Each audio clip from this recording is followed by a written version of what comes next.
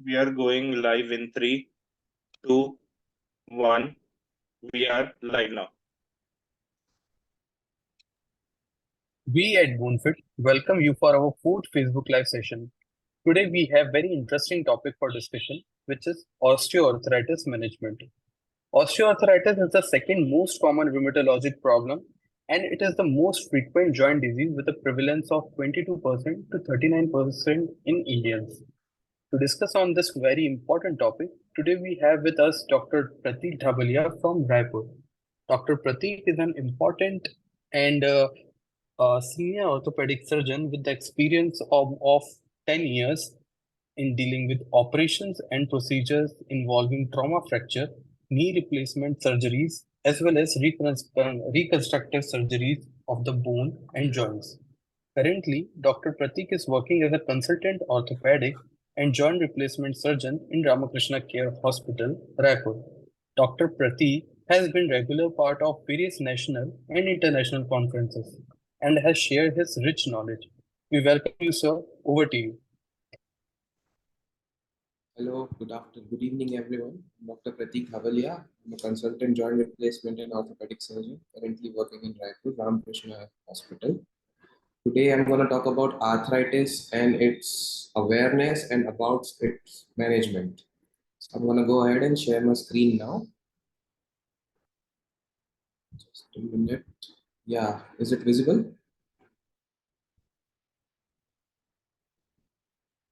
Yes, sir. Yes, sir, it is visible.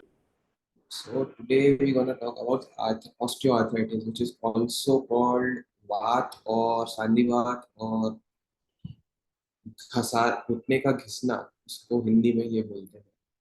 तो आज हम उसी बारे में बात करने वाले हैं। तो ये क्या चीज होती है ऑस्टियोआर्थराइटिस जो है, जो की बात हम बोलते हैं, it's basically a degenerative disease जो एज रिलेटेड होता है और एक समय के बाद जो हड्डियों का कार्टिलेज होता है, which is like a cover cap to the bones, जो एक हड्डियों का कैप होता है, वो एज के साथ घिसना चालू हो जाता है और उसी बीमारी को हम ऑस्टियोआर्थराइटिस बोलते हैं। जो कार्टिलेज होती है वो एक सुरक्षा कवच होता है हड्डियों का, जिसके घिसने के कारण ये बीमारी होती है और ये एक उम्र के बाद ही चालू होता है और ये एल्डरली उम्र में ज्यादा पाया जाता है। और इस घिसने के कारण अपने को जोड़ों का दर्द, स्पेशली घुटने और कूल्हे का, हिप एंड नी, ये सबसे ज्यादा होता है, जिसके कारण लेग्स में डिफॉर्मिटी होती है, जॉइंट पेन होता है, चलने फिरने में तकलीफ होती है, घुटने मोड़ के या पालती मार के बैठने में तकलीफ होती है। कॉजेज, अब इसके कॉजेज बहुत सारे होते हैं, बट जनरली जो मोस्ट कॉमन कॉज है वो एज रिलेटेड होता है। That is after a certain age, due to wear and tear of the joints, due to wear and tear of the cartilage, ये सब में होना चालू हो जाता है। और इसके कुछ और कारण भी होते हैं, जैसे कि किसी इंजरी की वजह से, या जिसको हम पोस्ट ट्रॉमेटिक ऑस्टियोआर्थराइटिस कहते हैं, या फिर रूमेटॉइड आर्थराइटिस जिसे हम गठियावात कहते हैं, या एंकाइलोजिंग स्पॉन्डिलाइटिस, या इन्फेक्शन के कारण होता है जिसे हम सेप्टिक आर्थराइटिस कहते हैं। और आजकल काफी पेशेंट्स में it is very common to see hip arthritis in young age because of the COVID-19 infections. Those patients which were affected by COVID-19 are now started to get are now started to show signs of arthritis in their hip joints. जिन्हें भी COVID-19 हुआ था, उनमें भी आजकल दिख रहा है, स्पेशली यंग एज में। अब जो ये ऑस्टियोआर्थराइटिस बीमारी है, कौन से जोड़ों को अफेक्ट करती है? मोस्ट कॉमनली ये घुटनों में होता है और हिप्स में होता है, जो हमारे शरीर के वेट बेरिंग जॉइंट्स हैं, यानी कि हमारे नीज और हमारे हिप्स, इसमें ये सबसे ज्यादा पाया जाता है। और कुछ अदर दूसरे जोड़ भी है, जैसे कि स्पाइन, शोल्डर, एंकल, रिस्ट, उंगलियां, टोज और फिंगर्स, इनमें भी ये होता है, but most commonly it is in hips and knees after in elderly population. Basically osteoarthritis में होता क्या है, what happens to your joints? So the joint cartilage, which is like a covering to the bone, gets eroded. So there's a loss of cartilage. Now your bone is completely exposed to external forces. So when you weight bear on your joints, जब हम वजन लेके चलते हैं अपने पैरों पे, तो वो हड्डियों पे जोर आता है और वो घिसने लगती है। That is what is arthritis. Eventually वो घिसने के कारण उसका शेप चेंज होता है, वो खराब होने लग जाती है और पैरों में डिफॉर्मिटीज हो जाती है। यानी our legs get bored and we are unable to walk, or we walk with a limp and we need to take some stick or some kind of support to walk. That is what deformity is. And there's also one lubricating fluid in our joints which is called synovial joint. So after developing arthritis, there is the synovial fluid also changes. There's less lubrication of the joints. There's the shock absorbing properties of synovial fluid is lost, and also the protection to the joint is lost. That is what happens in your arthritis. Usually, there are four stages of arthritis. It develops very slowly and progressively. Initially, as you can see in the picture, the first stage is a normal knee. The blue or the grayish thing is the covering cartilage of the bone. After, when you start developing arthritis, it gets started eroded from one side, then it goes to other side, and then finally your complete cartilage is gone and your bones are exposed and they start to develop deformity. And that's why you have joint pain, you have limping when you walk, you have difficulty when you climb stairs, you have difficulty when you sit on a very low lying sofas or very low lying chairs. So that is how it develops. Gradually, it starts at some age around 50s or 55, especially in Indian population, it starts around 50 or 55 because of our sedentary life, and then it continues to gradually progress. Diagnosis, इससे पता करने के लिए कि हमें osteoarthritis है कि नहीं, हमें कुछ चीज़ें क्लिनिकली एग्जामिन करनी पड़ती है, जैसे कि आपको पेन कितना है, आपको किस एक्टिविटी में पेन हो रहा है, आपके पैर टेढ़े होना चालू हो गए हैं, या फिर आपकी जो रूटीन लाइफ है उसमें ये कंटिन्यूअस पेन करता है, या फिर ये कोई एक्टिविटी करने पे ही पेन करता है. That is what your clinical examination is, and that's where we come in, और जहाँ पे हम ये चेक करते हैं और आपको हेल्प करते हैं. जनरली ये किस स्टेज तक पहुंचा है पता करने के लिए हमें एक्सरेज करने पड़ते हैं. तो उन एक्सरेज से हमें पता चलता है कि अभी का आपका स्टेटस क्या है बोन्स का, कार्टिलेज का, और आगे इसमें हम किस प्रकार से ट्रीटमेंट के लिए बढ़ सकते हैं. Usually, your clinical examinations and X-rays are enough to diagnose your osteoarthritis, but in some cases, patients might need to get an MRI or CT scan done, and sometimes a blood test, some few blood tests may be required to get the diagnosis. So these are the basic X-rays that we get done when you have a knee arthritis. किन्हीं भी patient जिनको knee arthritis होता है, उनके लिए ये कुछ basic X-ray जो हम कराते ही है. जो फर्स्ट एक्सरे है जो पूरा पेल्विस यानी आपके कमर से लेके आपके एंकल्स तक का है, जिसे हम स्टेनोग्राम कहते हैं. तो दूसरा है वो एपी है, देन लैटरल है, और एक स्काईलाइन है जो नी कैप का एक्सरे है. तो ये चार एक्सरे हम यूजुअली कराते हैं किसी भी पेशेंट के लिए, जानने के लिए कि उनको आर्थराइटिस है कि नहीं है, और अगर है तो वो किस स्टेज तक है और कितना सीवियर. और ये एक्सरे जब भी हम कराएंगे या किसी भी doctor, whenever any doctor advises you to get these exercises done, you should get it in standing position. ये सोते सोते नहीं कराने, ये एक्सरसाइज हमेशा खड़े होके ही करवाने.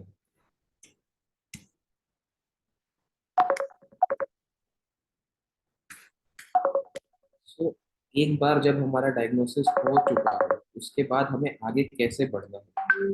क्या ये ऑस्टियोआर्थराइटिस में हर बार ऑपरेशन की जरूरत पड़ती है, और we can get away with few medical treatments as well. So वही बताने के लिए हमें पता करना होता है कि आपका स्टेज कौन सा है.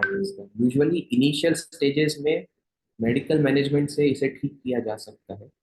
शुरुआत में हम इसके लिए एनसेड्स देते हैं, जिसे हम पेन किलर्स बोलते हैं. कुछ मेडिसिन देते हैं जिससे पेन कम हो, आपके जॉइंट्स में स्वेलिंग कम हो, आपके जॉइंट्स में ताकत आए, जिसे हम कैल्शियम या D3 के सप्लीमेंट्स देते हैं. कुछ प्रकार की फिजियोथेरेपीज करवाते हैं जिससे आपके जो मसल्स है आपके नी और हिप के अराउंड के, उसकी ताकत अच्छे से बनी रहे और आप अच्छे से अपना डेली रूटीन कर सके. उसके लिए स्पेशलाइज्ड फिजियोथेरेपी आती है, वो हम स्टार्ट करते हैं. पेशेंट को वेट कम करने के लिए बोलते हैं, because obviously our whole body weight gets on a weight bearing joints which are hips and knees and ankles. So when you reduce weight it helps a lot. Or you can do ice packs or hot fermentation, whichever is comfortable to you. Usually ice packs are better than hot fermentation for knees. और हम कुछ प्रकार के braces भी दे सकते हैं, जैसे कि नी कैप्स आते हैं, या अलग अलग प्रकार के नी कैप्स आते हैं जिसमें आप वॉक भी कर सकते हैं, अपने नीज को इमोबिलाइज भी कर सकते हैं. शुरुआत के स्टेज में ये कुछ मेडिकल ट्रीटमेंट होते हैं जिनसे you can get rest, you can carry out your daily routine, and you can if at all delay the surgery, or if at all you may आप सर्जरी से बच सकते हैं। कुछ और भी तरीके हैं जिसे हम विस्को सप्लीमेंटेशन कहते हैं। बेसिकली विस्को सप्लीमेंटेशन एक प्रकार के इंजेक्शंस होते हैं जिसे हम देने से जो घुटनों के अंदर का पेन है, स्वेलिंग है, उसे कम कर सकते हैं। ये विस्को सप्लीमेंटेशन में अलग अलग प्रकार के इंजेक्शंस भी आते हैं, जैसे कि स्टीरॉइड्स के, हाइलुरोनिक एसिड्स के, प्लाज्मा रिच प्रोटीन के जिसे हम पीआरपी बोलते हैं, और स्टेम सेल्स के। तो ये सब चीजें होती क्या है, बेसिकली ये इंजेक्शंस है जिसके अंदर ये कंटेंट होता है। तो आजकल जो स्टेरॉइड के इंजेक्शंस है वो भी दिए सकते हैं। लोगों के मन में काफी डर होता है स्टेरॉइड इंजेक्शंस के लिए, बट ये इंजेक्शंस काफी सेफ होते हैं। इसे लोकली घुटनों में दिया जाता है तो इसका कोई बॉडी पे साइड इफेक्ट्स नहीं होता है। बट हाँ, इसके जो फायदे हैं, यानी we don't know that how much it can be advantageous to a patient. किन्हीं पेशेंट में ये काफ़ी शॉर्ट टर्म रिजल्ट्स देते हैं, किन्हीं पेशेंट्स में ये काफ़ी लॉन्ग टर्म रिजल्ट्स भी देते हैं, और किन्हीं पेशेंट्स में ये लाइफ टाइम हेल्पफुल करते हैं। आप स्टेरॉइड के इंजेक्शंस लगवा सकते हैं, एक साल में 2 या 3 इंजेक्शन भी लगवा सकते हैं, एंड इट्स क्वाइट हेल्पफुल। अब कुछ दूसरे प्रकार के इंजेक्शंस आते हैं जिसे हम हाइलुरोनिक एसिड बोलते हैं, यानी कि HA। ये एक प्रकार का केमिकल है जो आपके जॉइंट फ्लूइड में प्रेजेंट होता है, और ये जॉइंट के लुब्रिकेशन में काम आता है। तो यही हम आपके जॉइंट पे इंजेक्ट करते हैं, which helps to lubricate your joint, maintains your cartilage health, nourishes your cartilage, and helps to delay the surgery, or you might even avent the surgery. So ये hyaluronic acids के भी injections आते हैं, आप दोनों घुटनों में भी ले सकते हैं। इनके भी कुछ ज़्यादा साइड इफेक्ट्स नहीं होते हैं, but again we don't know कि ये आपको कितने समय तक, यानी we don't know how long you will get the advantage of these injections. Some patients have advantage till 3 months or 6 months. Some may even have up to 2 years, and some may or may not respond within, may not respond at all. Now there's this third kind of injection which is called plasma rich protein. ये PRP के injections आपके blood से ही बनाए जाते हैं। आपके blood को collect किया जाता है सैंपल अराउंड 15 to 20 ml, और उससे PRP हार्वेस्ट किया जाता है मशीन के through, and that PRP is then injected inside your knees. Again इसका काम सेम है, ये आपके घुटनों के लुब्रिकेशन में काम आता है, आपका पेन कम करता है, आपकी स्वेलिंग कम करता है, और सर्जरी डिले करने में हेल्प करता है। और एक चीज़ और आती है जिसे हम स्टेम सेल्स कहते हैं। अब ऑस्टियोआर्थराइटिस के कारण हमारे कार्टिलेज घिस जाते हैं, खराब हो जाते हैं। तो ये जो स्टेम सेल्स है वो हम इंजेक्ट करते हैं घुटने के अंदर या हिप्स के अंदर, जिसके कारण ये नया कार्टिलेज बना सकते हैं, नए कार्टिलेज के सेल्स बना सकते हैं। ये स्टेम सेल्स में वो पावर होता है kind of, that helps to regenerate your new cartilage cells. And then अगर एक बार ये इफेक्ट कर गया, then your cartilage regenerates, and then आप सर्जरी से बच सकते हैं। बट अगेन ये सारे जो विस्को सप्लीमेंटेशन है एक स्टेज तक ही काम करते हैं। अगर आप एकदम एडवांस स्टेज में पहुंच गए आर्थराइटिस के, तो फिर ये सारी चीजें काम नहीं करती। So whenever we give visco supplementation, it's usually in the earlier stages, and these are the things that we give in visco supplementations. So management किस प्रकार से जाता है? We usually check how the patient build is, how patient's lifestyle is, whether he is very active in his lifestyle, whether he has a sedentary lifestyle, whether he is a working person who has a field work, whether he has a desk job. That all affects your management. So, and also which stage the arthritis is. So initial stages, you can do exercise, weight reduction, physiotherapy, knee care, ice packs, that all. And if at all, you can take some anti-inflammatory medications, you can take visco supplementations.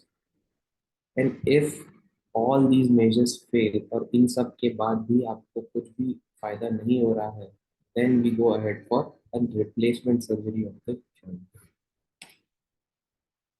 But again, I'll come to those things which help in avoiding the surgery, जैसे कि exercise, weight reduction, exercise is not what you do when you are doing your work. You take out your time from your routine and do that exercise. ये exercise माना जाता है. NSAIDs वही है जिसे हम पेन किलर्स कहते हैं. अब ये आर्थराइटिस का जो प्रॉब्लम होता है लोगों को काफी समय से होता है और पेशेंट्स लॉन्ग टर्म NSAIDs खाते रहते हैं जिससे उनके लिवर और किडनी पे भी अफेक्ट करता है. You can take NSAIDs, but for a regular period and with regular monitoring of your kidney and liver functions. अगर हमें पता नहीं है और हम पेन किलर खा के अपना काम करते रहते तो उनके साइड इफेक्ट्स के कारण हमारे किडनीज और लिवर्स पे इफेक्ट पड़ सकता है. इसलिए किसी भी डॉक्टर से पहले परामर्श करके ही ये लॉन्ग टर्म के लिए कंटिन्यू करें NSAIDs. ये काफ़ी अच्छे मेडिकेशंस होते हैं. इससे पेन रिलीफ काफ़ी कम होता है, काफ़ी ज़्यादा होता है, स्वेलिंग में हेल्प करते हैं, पेशेंट्स को डेली एक्टिविटी कैरी आउट करने में हेल्प करते हैं. अगेन ये जो कुछ हमारे दूसरे मेडिकेशंस आते हैं जिसे हम ग्लूकोसामिन या कॉन्ड्रोइटिन कहते हैं सल्फेट. अगेन ये जो हम हमारे कार्टिलेज है उसको लुब्रिकेट करने में हेल्प करते हैं, जॉइंट के फंक्शन में अच्छे से हेल्प करते हैं. थर्ड थिंग जिससे मैंने अभी आपको समझाया जो है hyaluronic acid. It is a kind of visco supplementation जिसे हम इंजेक्ट करते हैं इनसाइड द जॉइंट और अगेन वो हेल्प करता है साइनोवियल फ्लूइड की प्रॉपर्टीज बढ़ाने में और आपके जॉइंट को लुब्रिकेट करने में. ये सारी चीज़ें नॉन सर्जिकल है, काफ़ी अच्छी होती है, काफ़ी हेल्पफुल होती है. अगेन मैं सेम चीज़ रिपीट करूँगा, ये एक स्टेज आर्थराइटिस से एक स्टेज तक ही काम आती है, उसके बाद चीज़ें हम नहीं यूज़ कर सकते. तो आफ्टर अ वाइल जब आपके घुटने या आपके हिप्स या आपके शोल्डर्स पूरी तरीके से खराब हो गए हैं, कार्टिलेज पूरी तरीके से क्रोड हो गया है, बोन्स खराब हो गई है, लेग्स में डिफॉर्मिटीज आ गई है, देन हमारे पास कोई ऑप्शन नहीं बचता but last option is replacement surgery. आजकल लोगों के मन में there is lot of fear and there is lot of misconceptions about the surgery, especially in small places, small cities, third tier cities. So let me tell you that आजकल नई technique से replacement surgeries होने लग गई है जिसे हम minimally invasive technique कहते हैं, जिसमें बहुत कम ब्लड लॉस होता है, जिसमें मसल्स को कट नहीं किया जाता है, सिर्फ रिट्रैक्ट किया जाता है, जिसके कारण आप सर्जरी की सेफ्टी भी बढ़ जाती है, जिसके कारण आपकी पोस्ट सर्जरी रिकवरी भी काफ़ी क्विकली होती है. जिस दिन पेशेंट ऑपरेट होता है उसी दिन से उसकी वॉकिंग और फिजियोथेरेपी स्टार्ट हो जाती है. तो जब हमारे पास कोई ऑप्शन नहीं है तो लास्ट ऑप्शन बचता है रिप्लेसमेंट सर्जरी का. और ये भी काफ़ी अच्छा ऑप्शन है बिकॉज आजकल ये इतने नए टेक्निक से हो रही है कि ये पेशेंट के लिए बहुत सेफ भी है और काफ़ी बेनिफिशियल भी. और आजकल न्यू टेक्निक्स भी आ गई है जिसमें हम कंप्यूटराइज सर्जरी करते हैं या फिर रोबोटिक सर्जरीज करते हैं, जिससे हम एकदम प्रिसाइजली हमारे जो नी रिप्लेसमेंट सर्जरी के इम्प्लांट्स हैं वो पेशेंट में फिट कर सकते हैं, जिसके कारण जो पेशेंट की रिकवरी है, पेशेंट को जो फायदा है काफ़ी जल्दी होता है. क्योंकि ये बीमारी जनरली एल्डरली एज में होती है, 55, 60, 75, 80, 90, even hundreds. Even patients with age of 102, 100 years have also been operated with us. They are doing good. Because ये सर्जरी एल्डरली एज में ही होती है तो लोगों को डर ज़्यादा रहता है कि ये सेफ है कि नहीं है. ये कम्प्लीटली आजकल सेफ हो गया है. सर्जरी के दौरान आपको बेहोश नहीं किया जाता, सिर्फ आपके पैर नम किए जाते हैं, आपको कुछ महसूस नहीं होता, आपको कुछ पेन नहीं होता. सर्जरी होने के बाद आपके पैर का नमनेस जाने के बाद आप वॉकिंग स्टार्ट कर सकते हैं, आप अपने पैरों पे पूरा वेट्स डाल सकते हैं और चल सकते हैं. और इसी के कारण जो रिकवरी पीरियड है वो काफ़ी कम हो गया है सर्जरी के बाद. और सर्जरी के बाद आपका कुछ बेड रेस्ट नहीं होता. आप खुद के जो बेसिक काम है, your daily routine, you can carry out by your self.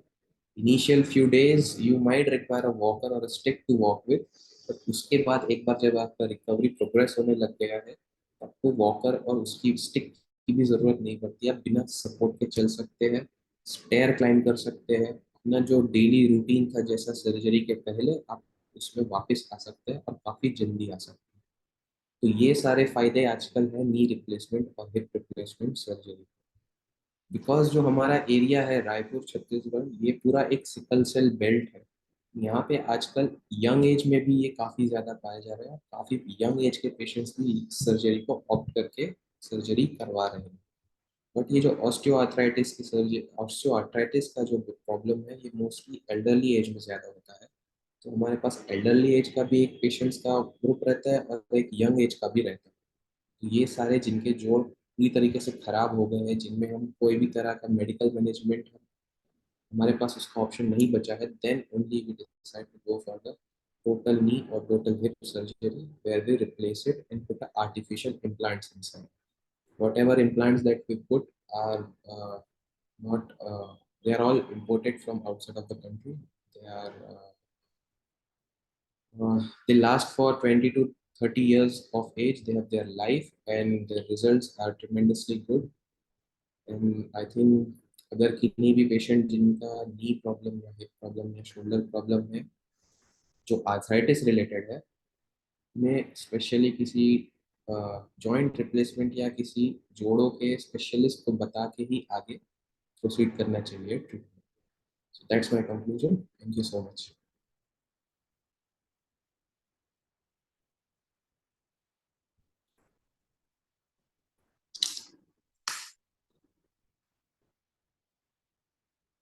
Hello.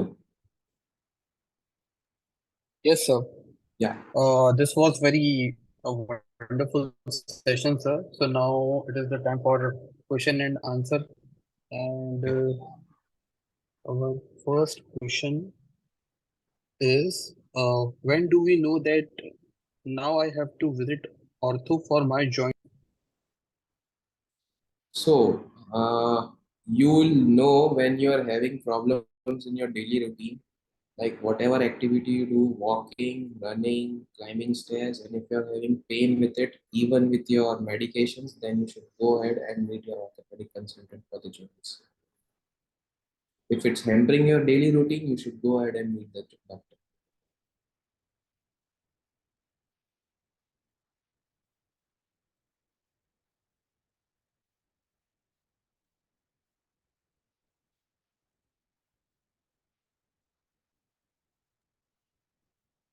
Hello? Yes, sir.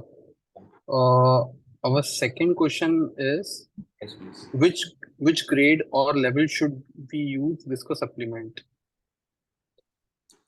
You can usually do it for grade Our one. Yeah, please tell me. No, no, sir. Continue. Yeah, visco supplementation is usually for early stages of osteoarthritis, grade 1 and grade 2, where some amount of your cartilage is gone, but you still have some amount of healthy cartilage. In that stage, it will help. When whole of your cartilage is gone, using visco supplementation is not that much helpful. There is one question, sir. Yeah, please. Sir steroid किस बीमारी में doctor हमें prescribe करते हैं? Steroid आपको generally काफी सारी बीमारियों के लिए दिया जाता है, बट ये जो विस्को सप्लीमेंटेशन वाला स्टीरॉयड है, ये इंजेक्शन के थ्रू दिया जाता है और ये सिर्फ घुटनों के अंदर दिया जाता है। ये कोई टैबलेट नहीं है खाने की, या ये कोई आपका ब्लड में नहीं दिया जाता है। ये घुटनों के अंदर इंजेक्शन दिया जाता है या हिप्स के अंदर दिया जाता है। तो ये लोकली दिया जाता है, ये सिर्फ उस घुटने पे इफेक्ट करेगा, पूरी बॉडी पे इफेक्ट नहीं करेगा। तो ये जनरली दिया जाता है पेन रिलीफ के लिए और जोड़ों के सूजन और दर्द को कम करने के लिए। और ये कितने लंबे समय तक फायदा देगा ये कहना मुश्किल है, but इसके रिजल्ट्स भी काफी अच्छे हैं। Next question, sir. या Are stem cell therapy same and which patient should opt for it? Sorry, can you repeat please? Are stem cell therapy is safe and which patient should opt for it? Yeah, stem cell therapy is very safe. You can try it. Again, these are for those patients who have stage 1 or 2 or early stages of osteoarthritis, where you still have a healthy layer of cartilage left and some of your cartilage is eroded. So you can try it, and it's kind of it's a regenerative medicine. We take stem cells from outside, we inject inside your knees, and then we wait for new cells to grow.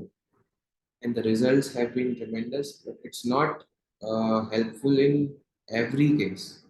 A few cases it's quite good. There is a question sir, क्या yes. Young age में knee pen के लिए visco supplement therapy use कर सकते हैं? हाँ जी, young age में भी कर सकते हैं। जनरली हम यंग एज में ज़्यादा यूज करते हैं बिकॉज हम नहीं चाहते कि हम किसी पेशेंट का यंग एज में सर्जरी कर दे आर्थराइटिस का नी रिप्लेसमेंट में। तो हम ये विस्को सप्लीमेंटेशन यूज करते हैं, जिससे क्या होता है कि पेशेंट मान लीजिए अगर 40 साल का है, 35 साल का है, तो वो विस्को सप्लीमेंटेशन से आगे के 5 साल 6 साल या कभी कभी 10-12 साल भी निकाल लेता है। तो जब ये वो उसके लाइफ के जब 10-12 साल निकल जाते हैं अच्छे से, उसके बाद अगर ये कुछ प्रॉब्लम होता है then we can operate. But young age में जनरली यूज किया जाता है और ये काफी हेल्पफुल भी है to delay the surgery.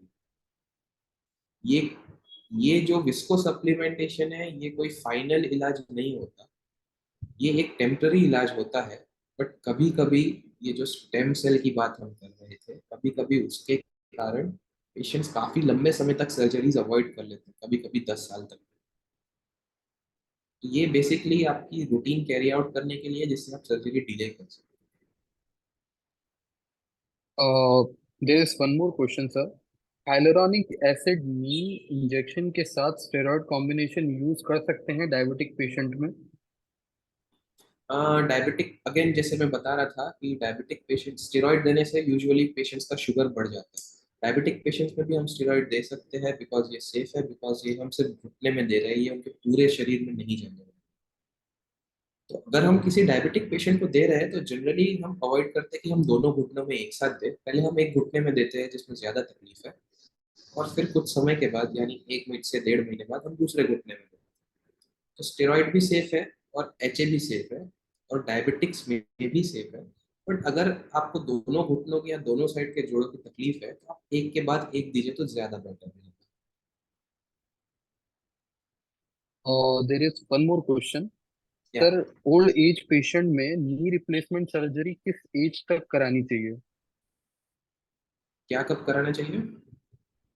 Old age patient में नी रिप्लेसमेंट सर्जरी किस एज तक करवानी चाहिए?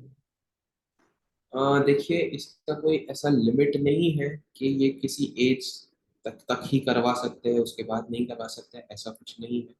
ये हमको डिसाइड कब करना है कि सर्जरी की ज़रूरत है कि नहीं, जब वो पेशेंट जो है अपनी डेली रूटीन कैरी आउट कर पा रहे हैं या नहीं कर पा रहे हैं, और उनको तकलीफ कितनी है, और उनका पैर मुड़ना टेढ़ा होना चालू हो गया है, वो अपना डेली नीड नहीं कर पा रहे कंप्लीट, तो हम उसको करवा लेना चाहिए। अब ये चीज़ किन्हीं पेशेंट में 60 साल में हो जाती है, किन्हीं पेशेंट में 80 में होती है, किन्हीं पेशेंट में 90 में होती है। तो जिनको जब ये तकलीफ होती है तब ये करवाना चाहिए, बिकॉज ये जो प्रॉब्लम है ये एक ओल्ड एज में ही होता है, यंग में कम पाया जाता है, ऑस्टियोआर्थराइटिस की बात करें। तो जब ये होता है तो हम ये इसका कोई एज लिमिट नहीं होता, ये जब भी होता है इसको तब करवा सकते हैं। इवन हमने 100 साल के पेशेंट्स को भी ऑपरेट किया हुआ है बिकॉज उनको ज़रूरत थी और वो अभी अच्छा कर रहे हैं। Yes, sir. There is a last question, sir. Why knee replacement is now often in younger age groups?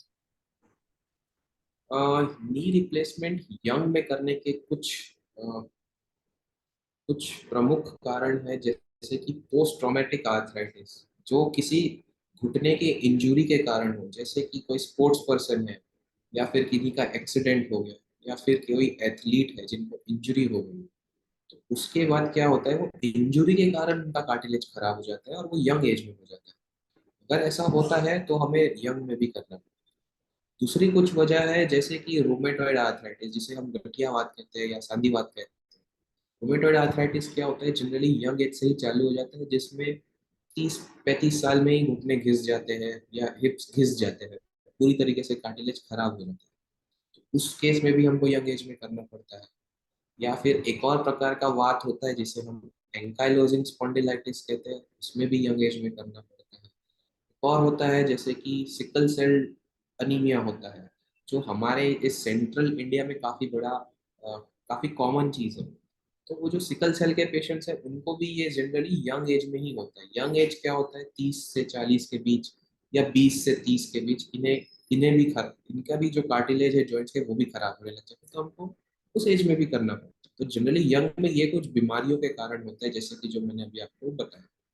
और आजकल जो कोविड-19 पेंडेमिक था उसके कारण पेशेंट्स को काफ़ी स्टेरॉइड्स वगैरह दिए गए थे, काफ़ी मेडिसिन दिए गए थे। तो जिन्हें जिन्हें भी कोविड-19 इन्फेक्शन हुआ था, उसके बाद अगर जॉइंट पेन चालू हो रहा है, स्पेशली हिप्स का, तो उन्हें भी थोड़ा ध्यान देना चाहिए कि उनके जॉइंट्स भी खराब हो सकते हैं, बिकॉज आजकल वो पेशेंट्स भी बढ़ रहे हैं जो यंग एज के हैं, जिनके हिप में आर्थराइटिस हो रहा है, बिकॉज उनको पहले कोविड-19 इन्फेक्शन हुआ था, तो ये भी एक कारण है। Okay, thank you, sir. Thank you, sir. This was a very informative session in management of osteoarthritis. And हम आशा करते हैं कि आगे भी हम लोग यही ऐसे ही इसी टाइप का सेशन करते रहेंगे।